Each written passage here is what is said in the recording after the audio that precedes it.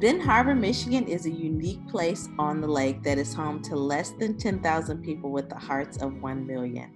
From the outside looking in, there is a strong emphasis on place.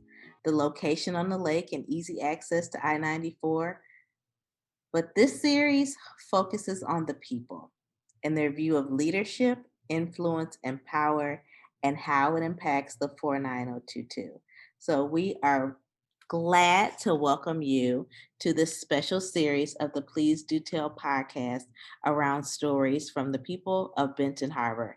And today we're talking with Uriah, who is one of our researchers that was out, I would say, in these streets getting these stories. So Uriah, we're happy to have you here with us today. I'm excited to be here. This is so cool. So tell us a little bit about yourself. Okay, I am a longtime Benton Harbor resident. I went to school in Benton Harbor Countryside Academy. Woo woo, go Cougars! I went to LMC. I then started working here, doing community work. I worked for the Benton Harbor Promise at one point. Just doing some everything. Then I got involved in politics and started doing campaign organizing and campaign work. Then shifted into a more public health, public organizing type thing. So yeah, we're just rocking with it and seeing where it goes. I just want to make my community a better place. Yay! So why did you decide to be a part of this project? Well, I think I kind of almost just went into that. I really just want to make my community a better place. One of my favorite quotes is "Be the change you want to see in the world," and I think that should start with the hood. I love that. I love that. So I know that you did quite a few interviews, but we're only going to be hearing from maybe one or two today. But can you tell me first why you chose to, I guess, have a conversation? Because we're just going to jump right into it. Why did you decide to have a conversation with Kristine?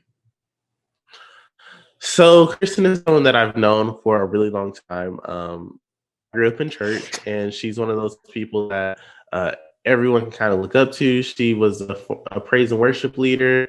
Uh, she just seems like one of those people who always kind of just know. So I wanted to have a conversation with her, get her perspective, and she also works in the healthcare field. So I'm like, she sees a lot of people. I know she volunteered at one point at the Benton Harbor High School Health Center, I think it's called. So she got some cool stories from that. So I just wanted to hear her perspective. And she lives in the heart of the city, Empire. Oh, wow. Yeah, she is in the heart of the city. So even from the notes that I was taking from her interview, being in the heart of the city, she sees a lot. She hears a lot. She's like really in the thick of everything. So I want to hear from her when she talks about, because, you know, we're talking about influence, we're talking about leadership, we're talking about power, but being in the actual city, you're around a lot of the young people. And I know she talks about, even it seems like at the very beginning of your conversation, about influence and the influence of young people. So let's hear what she has to say when she's talking about that. Alrighty. Or the gas station, and it seems like because they had nothing else to do and probably have nothing else to do, that they a couple of them decided this was a good thing to do, and everybody else followed suit. So do you believe that there's a lot of pressure that comes along with being one of those quote unquote leaders or influencers in this community? A lot of pressure? Yeah. No, because I think the pressure would come if they actually were trying to do something positive. So no, I wouldn't say pressure. Because of them drag racing. Yeah. The front porch has been redone, I think, at least 3 times within the last 5 years. Because this is what happens. Whew. And okay. So myself, I can definitely identify with I guess being around young people that are driving and even working with young people and asking them questions of, have you taken the driver's test? Whose car is this? Why are they letting you get this car? Have you even sat in a class to go over the basics of learning how to drive? But it's like I'm also questioning a lot of the adults that throw them the keys and then it's just like, just figure it out. Because it's not all of them that are stealing these cars or they don't think of it as stealing. I'm borrowing the car. Well, RJ, one of the things that they do, they have people rent the cars for them. So they go and rent cars and do whatever in the cars, tow the cars, and it's in that next person's name. So then that next person accrues debt because they don't have to pay for that car because it's in their name. It's just a vicious cycle of foolishness, honestly, to put it quite frankly. And it's so funny that we're starting with this conversation because this is what we saw during the pandemic, like a lot of it, lot of it. But Kristine is even saying like basically this, and even you're saying that this isn't something that's new. If this person's porch has been replaced so many times, we're talking about years of this. So it's like, how do you even break that cycle? What do you do? I think Kristine mentioned it in one of the or part of the interview. She was talking about how there's not much to do in the city and that they need something to do. So if they actually had, I don't know, jobs, when I was working, I didn't have time to race up and down the street. Yeah. I didn't have time to drag race with my friends. Like I didn't have time to do that. And I mentioned the porch, but it's not just the porch. I know in front of Kristine's house, there used to be a tree there. The tree is no longer there because so many people have ran into it. That's crazy scary. just to even think about. Yeah, I was reading a study that was talking about how in urban communities like ours, most people don't even have driver's license. And that is crazy because everybody's driving. And not just the kids. It's like you said, it's the adults too. It's a lot of adults that are driving without a license. And so the kids also think, well, I mean, they're not legit, so I don't necessarily have to be legit. But my question is, and I feel like we talked about it before, is where is the police presence? Like, is what's being done about that, or does that lead to like even, I guess, inner city, like the chases, the police chase within the city? Because it's such a small city, such a small street. But yeah, I guess I get so upset, and it's almost like I'm one person. What can I do? But more people need to speak up about what they've been seeing, and that's why I'm really glad that even Kristine is even talking about the influence when it comes to young people, because they are watching a lot of what we're doing. Yeah. And it's just like I said a little while ago, it's a vicious cycle because so they're driving without a license and they get pulled over. So now, or the police try and find or get them at least, and then they start chasing. It's a police chase. So now there's other people being put in danger down the streets, and they're going down streets like Lincoln. I talked to someone named Chelsea, and she was referenced actually a police chase that happened on her street. And that's not a big street at all. That's a residential street. They're doing chases through areas like that. So then other people are in danger. Now you go into jail for sure if you don't get in a car accident or harm someone else in a car accident. And now you're going to have to pay all those fines from all of that. And then if you don't have the money to get bailed out, now you're in a cash bail system. Like it's a whole messed up system. It really is. That all could have been prevented by driver's ed classes. Yeah. And that gives somebody something to do. Yeah. I know that my boss has even talked about it before, trying to offer, I guess, free driver's ed classes through the club. Hopefully that's something that will actually come sooner than later. Because I mean, it's also the cost of paying for driver's ed. I mean, we joke about, my friends and I think we were like in probably one of the last driver's ed classes at Ben Harbor High School, and that was like $30. $30. And I think it was like $30 for phase 2 and then $30 for the driver's test. So I said I was out of $90 to get my license at 16. But I look at my other friends that didn't make it into the last, they had to pay like $3 something for the class. Yeah. And it's like,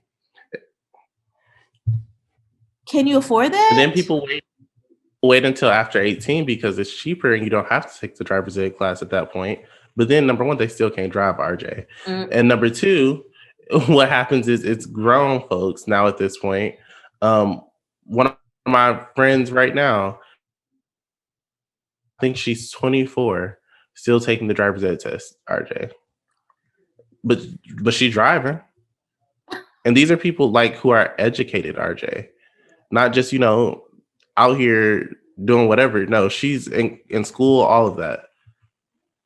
But yet, and still, just now but it's an access thing as well. Because you got to think about it. You just mentioned how it's $90 to do, or was $90 then. It's $80 now to take the test.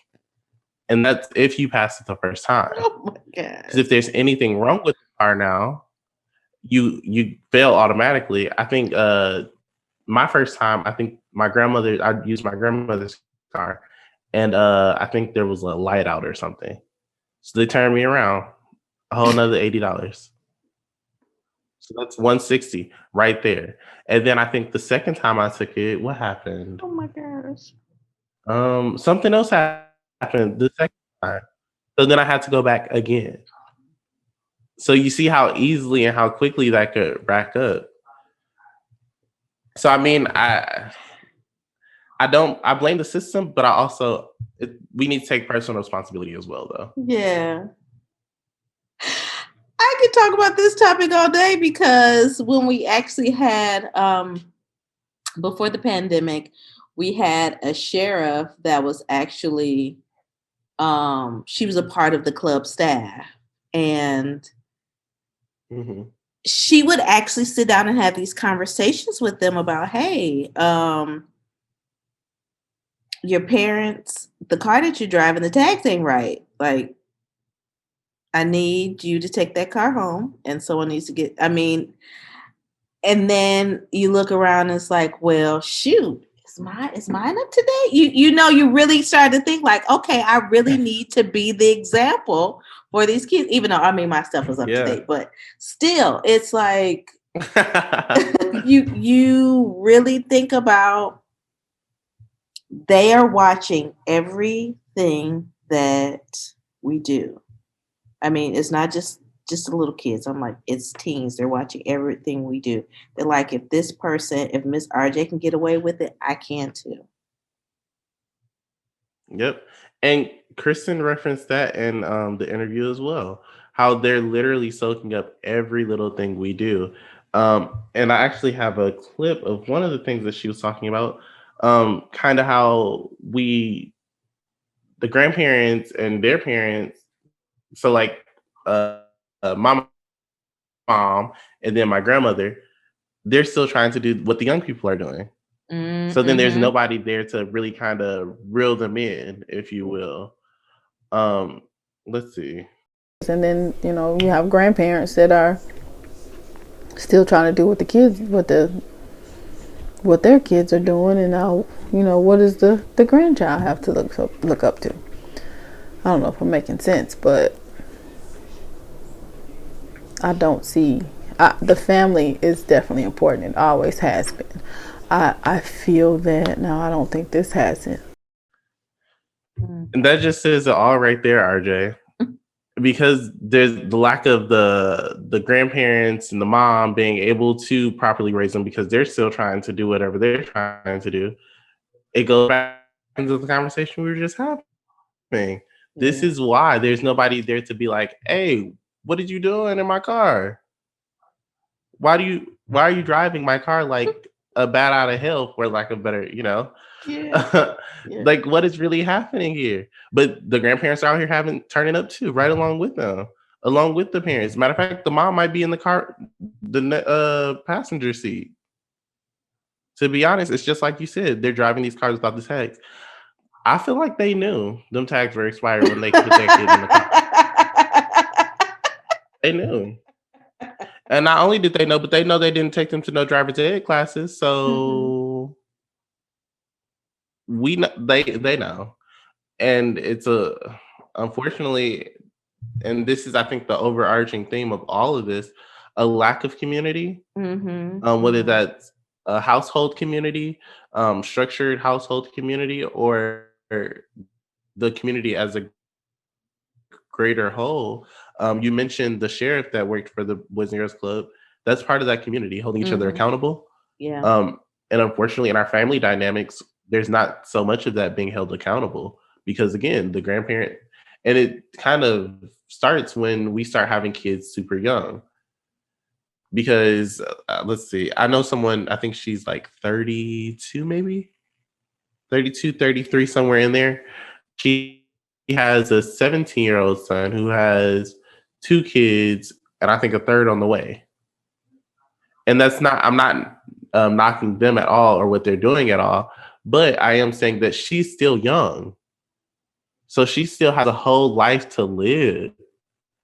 Like she still wants to do her as she should. Yeah. She should not have been forced into the nursing home already, or forced into the babysitter role already, because she should still be out here traveling and living her best life. Yeah. As should he.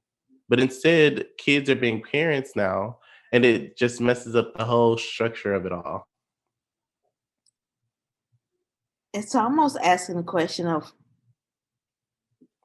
who are the leaders, and are we only identifying leadership when it comes to a title?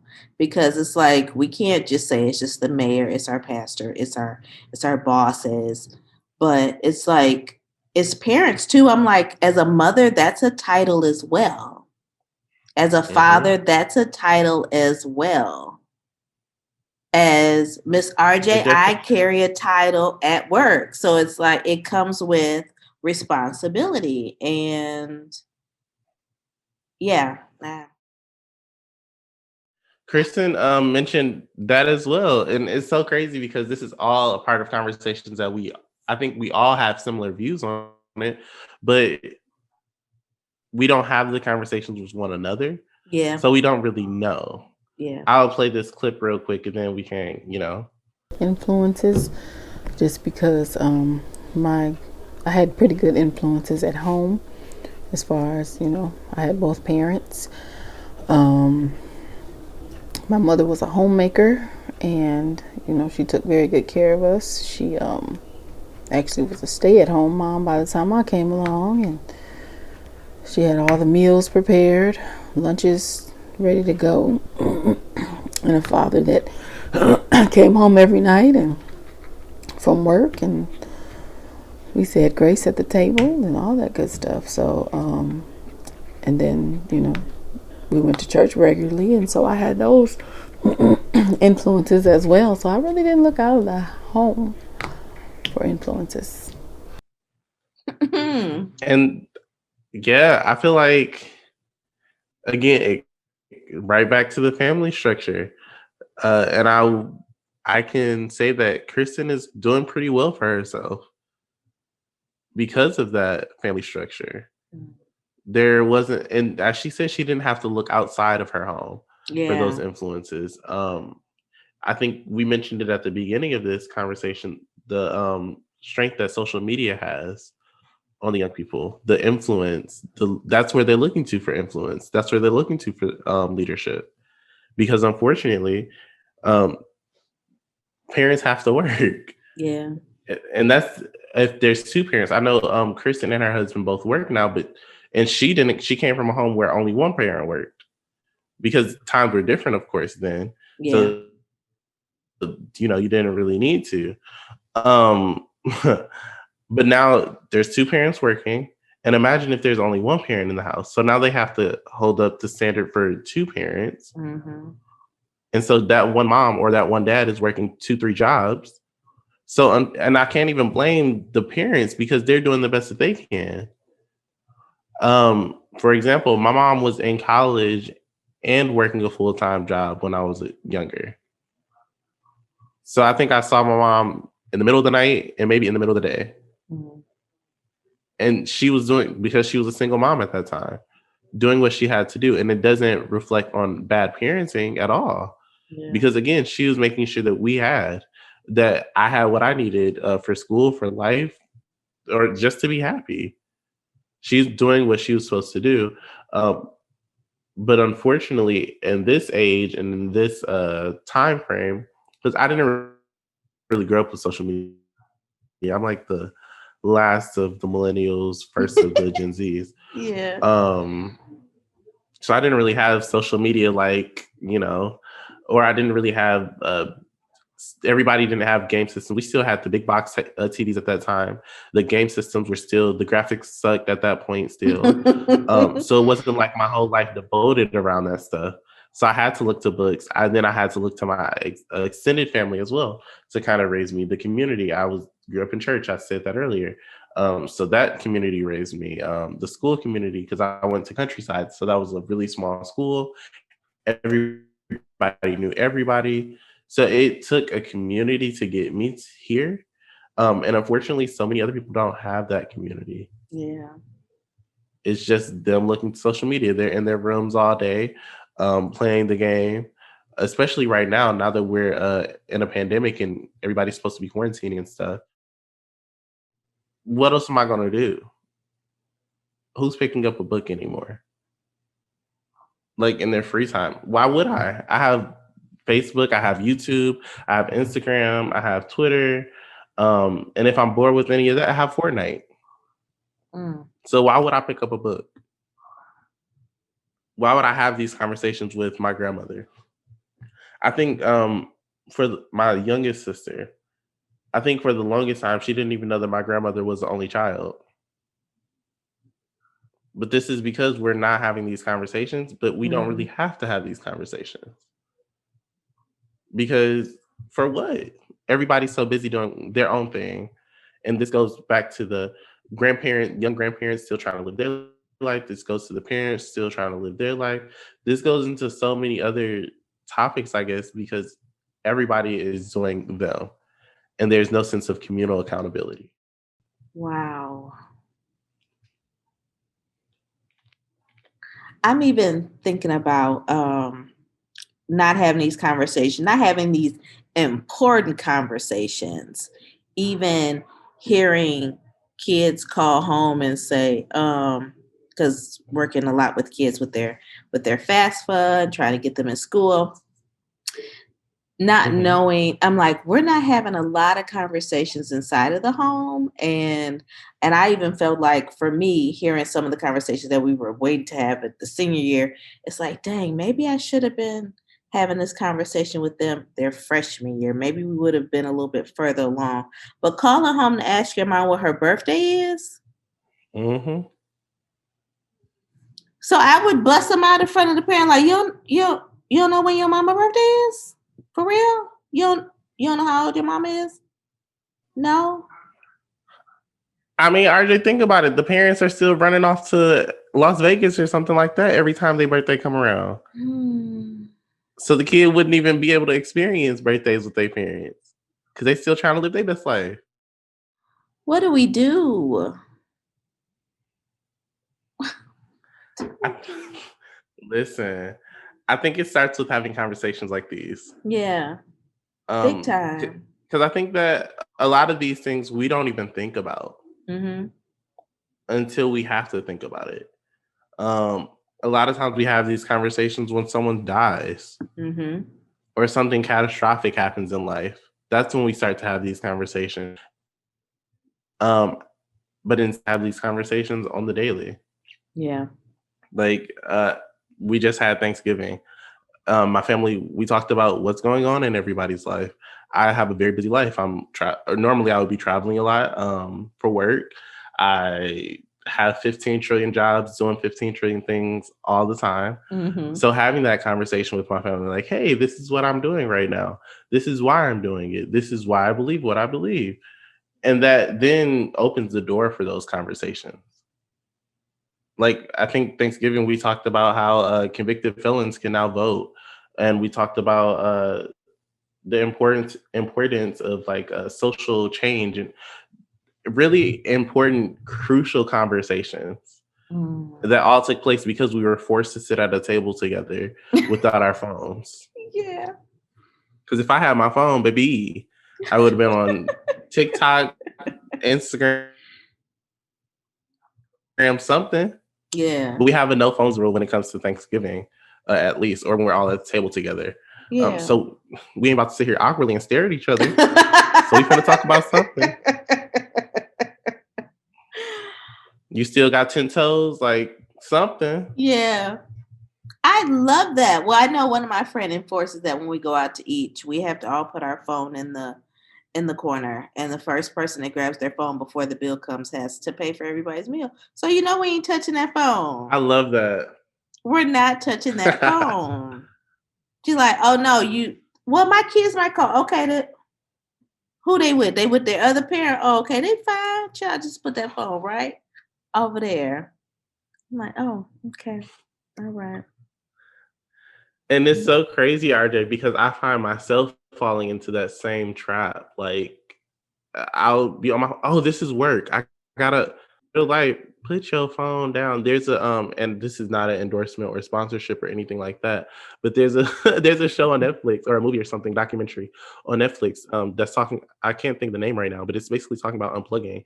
And it's a whole bunch of creators of these apps that we're addicted to, because that's what it is, an addiction. Yeah. And they're talking about how they don't even use these apps, or they turn their notifications off, or they left the company because they thought it was unethical what they were doing. And after watching that, RJ, I totally had to really sit in that.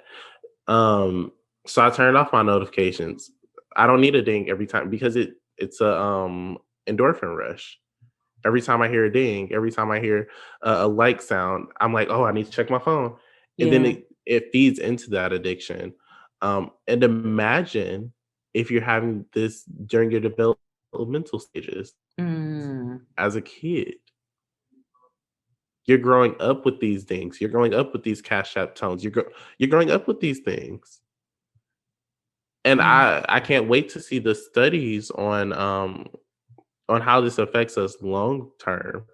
I know, like I said, I didn't grow up with these things, with a whole bunch of technology or a whole bunch of like apps or anything like that. But even now, as an adult, I find myself having a shorter attention span. There was so I mostly work in politics. So I'm reading a magazine that was talking about political stuff and the Trump versus Biden stuff. And I love this stuff. Like, I went to school for political science. Like, this is what I love. Yeah. But found myself having a hard time focusing on it. And I'm like, what is going on? Like when you have to keep rereading something because it's like, did I just read? What did I just read? Yes. Yeah. Or I'm like, okay, hold on. I'm going to follow along with my finger because something's not connecting here. And I realized that's exactly what it was. Because every 5 seconds, I'm like, oh, I wonder if somebody texted me. Oh, I wonder if... I literally leave my phone in the other room sometimes, RJ. Because as an adult, I still deal with this. So imagine what our kids are dealing with. Yeah. And it's not just social media for them. It's the game systems. It's all of this. Chelsea, she referenced how in her community, or not in her community, because it's all the same community, but in her neighborhood, she's become, or not she, but most people have become desensitized to the sounds of bullets, guns being shot. But let's think about it. If I'm hearing it all day on the game, if I'm watching movies where people are shooting, if I'm, I don't know, on social media listening to a rapper's music video, and they're bang, bang, bang. Of course, when I hear it down the street, I'm gonna just be like, "Oh, somebody just shot a Yeah. gun." Yeah. I don't even think people drop down to the floor like they used to, honestly, because it's become so normal. It's just a sound now. We've become desensitized to it. So then imagine how that is affecting our kids' mental health, our kids' Mm. psyche, all of that. It all feeds into RJ. If we just had these conversations more often, with everyone, listen, Mm. I feel like we could really change the world, and it starts with the home. Yeah. Kristen mentioned it, Jewel mentioned it. I haven't really referenced her a lot, but she 77-year-old woman who moved here to Benton Harbor, I think 40 plus years ago. Um, and she talks about how basically when she was raising her kids here, there was that sense of community. That Mm. if Miss, what is her name? Miss B across the street, if she would have saw Jules' kids sneaking somebody in, she gonna say something. Yeah. And not just to Yeah. Jules, she gonna say something to Kristen too. Mm-hmm. Like, hey, what is you doing, little girl? Mm-hmm. Yeah. Slow your fast self down, something. But now, RJ, now what's happening is it's like almost a celebration of it. Like, oh, I see you, girl. Stuff like that now. Yeah. But again, if we had these conversations, we would know like this isn't okay. And hey, this is what happened to me when I had a kid at 18, 17. This is why you should probably wait. This is why you should probably focus on. It's one thing to tell someone to do something, but it's a whole other thing to tell them why. Yeah. The And I think why. that we because I feel like you and I probably have similar backgrounds, maybe, when it comes and I think that we grew up where people just told us what to do and never really explained like this is why you shouldn't do this. Mm-hmm. So it's like I know one of the popular parenting things is let a kid touch a hot stove and they just won't do it again. Well, I wonder what will happen if instead of just being like, don't touch that, don't touch that, if we were like, hey, don't touch that, that's hot, that'll burn you, it's gonna hurt. Mm-hmm. And I know because I did it. Like, I wonder what would happen if we actually had that's a dialogue right there in itself. So Yeah. again, a conversation saying, hey, I know that Benton Harbor High School had a big thing with graduations. I think it was last year or this year. Hey, this is what I did in high school. This is how it messed me up. Mm-hmm. Don't do this. Yeah.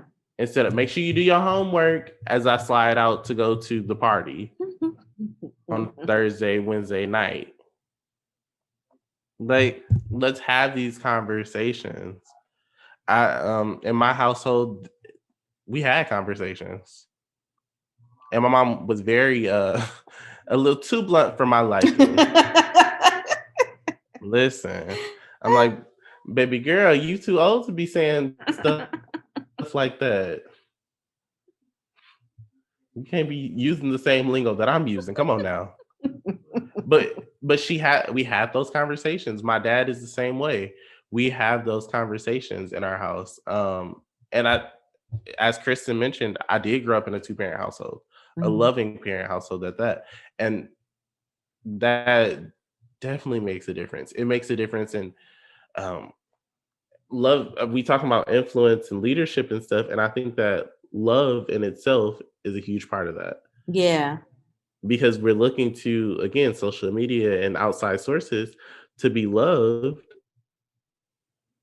and so we're looking to leadership and whoever is influencing love at that time. So I know. Let me see. Who do I know? I do not do celebrity people like that. Let's say. So I'm trying to think of a popular celebrity couple right now. De'Ara and Ken. There are a young couple. They were made famous from YouTube. So we're looking to people like them for these fairy tale love stories. And they're just showing that part of themselves. Yeah. There's a saying that says social media is just the highlight reel. Yeah. So we're seeing their trips to Bali. We're seeing their trips to Mexico, Cancun's, all that. We're seeing all that. But we're not seeing when they're arguing. Mm-hmm. We're seeing the big house that they just bought at 23, 24. But we're not seeing. So then that affects how we're perceiving love. Because again, excuse me, most of us didn't grow up in a 2-parent household. So when I think of love, listen, RJ, my parents fell in love in high school from my dad throwing, no, I think it was my mom. One of them threw a milk carton at each other. And my mom was ready to fight. The church girl, the pastor's daughter, ready to fight. So when I think of love, I think of stuff like that. And not abusive at all. Let's clear that up. I don't want that to be a misconception. Yeah. But just that's how their love started. And so to this day, again, referencing Thanksgiving, my dad said something and she's like, boy, do you not know I'll lay you out? Mind you, my dad is a 6 foot something huge man. And it was just like, oh, like I can't wait to have this. Yeah. So I have that example of what it actually looks like. So I don't, again, my mom, Kristine said it, she didn't have to look to outside sources because she had it in the home. She didn't have in the home, she had it in her church community. She had it in communities that she was a part of. So again, it goes right back to that sense of community. If we see Black love, we don't have to look outside of our communities. Yeah. If we're seeing Black entrepreneurship, we don't have to look at I don't know what's his name. I can't even think of the boy's name right now. But we don't have to look at people like that who have these huge businesses that looks like it came overnight because it's only on social media. And you can't have a conversation with, man, I wish I could remember his name right now. He has the whole like sweatsuit line basically, and he's become like super rich and famous off of it. And he's like 21 maybe. But again, he's posting, he's right. He's posting all the packages and the big warehouse, and he's posting all this, but you're not seeing all the times he failed. You're not seeing all the times that he's fumbled the bag, if you will. That's what the young folks would say. Fumbled the bag. I feel young and hip when I say things like that. We're not seeing that. So we have to look at it outside of our community because we don't see it in our community. And if we do see it, we're not having those conversations. And I'm not really sure who it's on to start the conversation. I'm not sure if the young person should reach out to the people in the community that they do see that are doing those things, or if the people who are doing them should reach out to the young people. Either way it goes, it needs to be done. Either way it goes, we need to start having these conversations. I want to shout out Alloy Blackman. Alloy Blackman. I've mentioned for the Benton Harbor Promise at one point. We had those conversations. Mm-hmm. I remember one day I went in for work and we sat in her office for at least a good hour or so, and she's telling me about like all the stuff that she's done and how many times she's messed up and her struggles in the beginning being a Black person in the professional world, the things that she's messed up on, and just people like that, having those conversations. Because that one of the conversations that we had, she told me to just start saying yes to opportunities. And RJ, when I say that changed my life, it changed my life. I was an optician for about a year, and I'm like, I want to go back to school because I want to change the world. And from there, having that conversation with Alloy, then it went to someone mentioned an organization called the Organizing Corps. 2020. And I'm like, I have no qualifications. I don't know nothing, but I'm gonna apply because Alloy said just start saying yes. So yeah. I applied, RJ, and I got accepted. That was one of the best times of my life. They flew me to Atlanta for training for a week. Then they moved me over to Detroit, so I got to work and serve there. Met some amazing people. I uh, did a concert. Well, I didn't perform, but I got to talk on the same stage as Sada Baby, who's a rapper. Ice Cube. I ran into Ice Cube. That's my first time meeting Kamala Harris. I got to go to the National NAACP convention.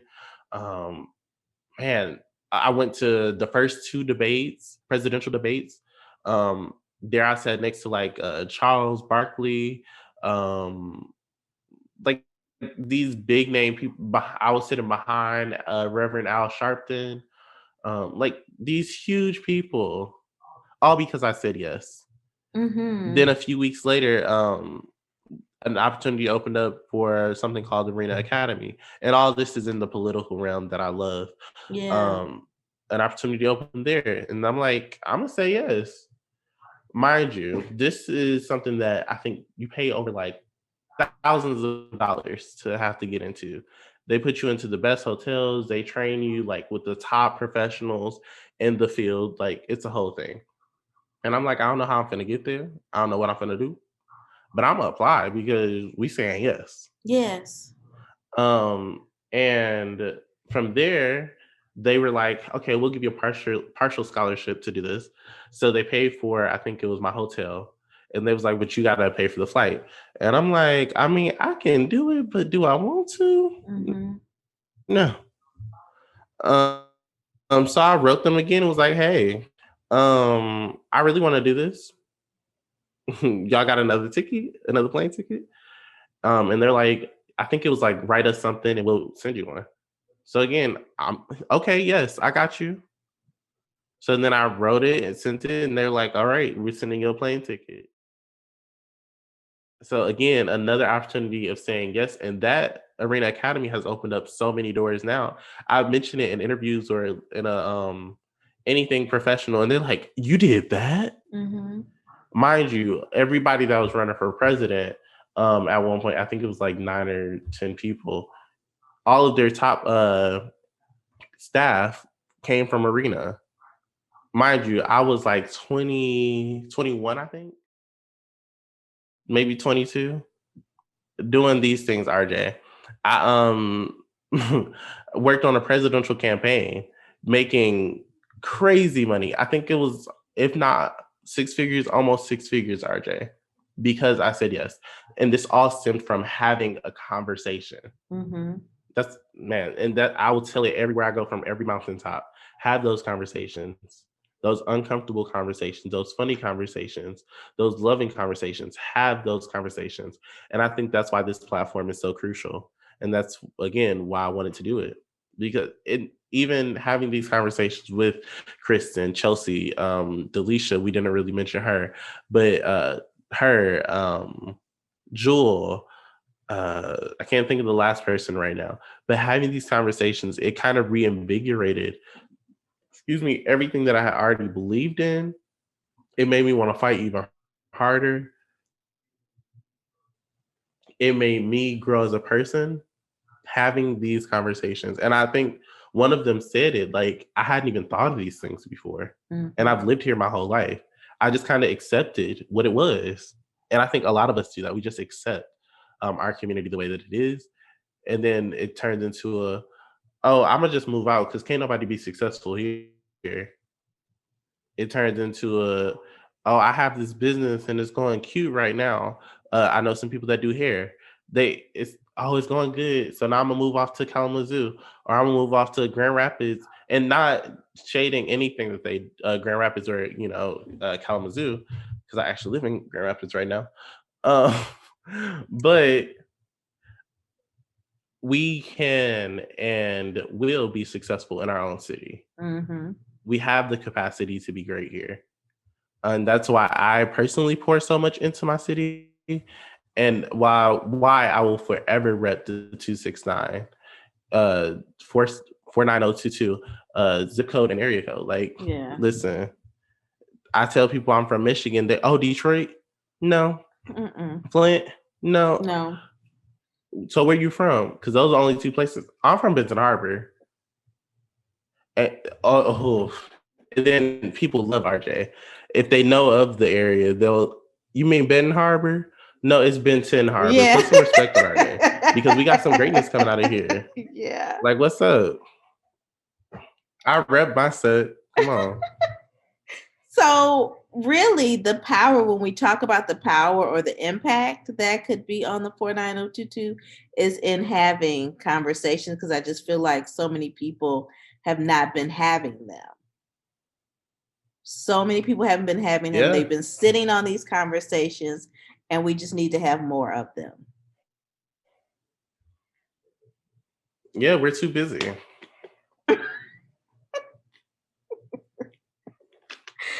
So I had to take a drink on that one. Listen. So is it safe to say that your biggest takeaway from these conversations is that we just need to have more of them? Yes, that's it. Just have more conversations. Uriah, is there anything else you wanted to say? Because when I tell you, I have enjoyed you today.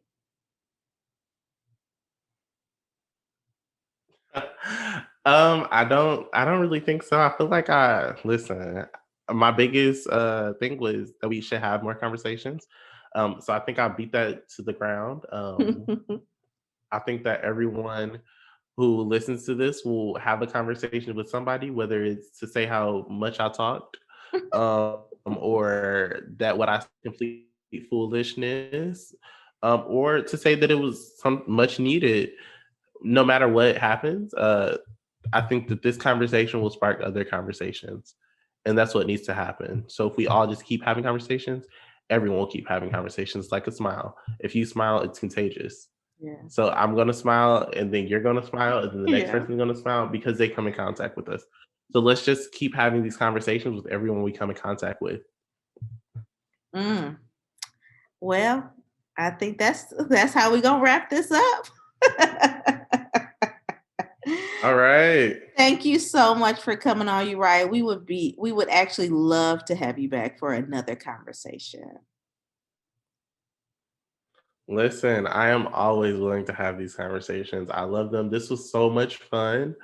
I'm inspired. Oh, I'm so happy to hear that. So this actually wraps up this episode of the Please Do Tell podcast special series with stories from Ben Harbor on influence, leadership, and power. And we'll see you next time. Woo woo. So good, right? So good, Uriah. Thank you. Thank you for being a part of this special series as we continue this conversation on influence, leadership, and power during the series of Everyday People in the 49022. So you have to come back next week when we travel to another part of town, and we speak to Pastor Jaime, and he talks about the special community that is also within the 49022 that sometimes doesn't get the recognition that they deserve. So we will see you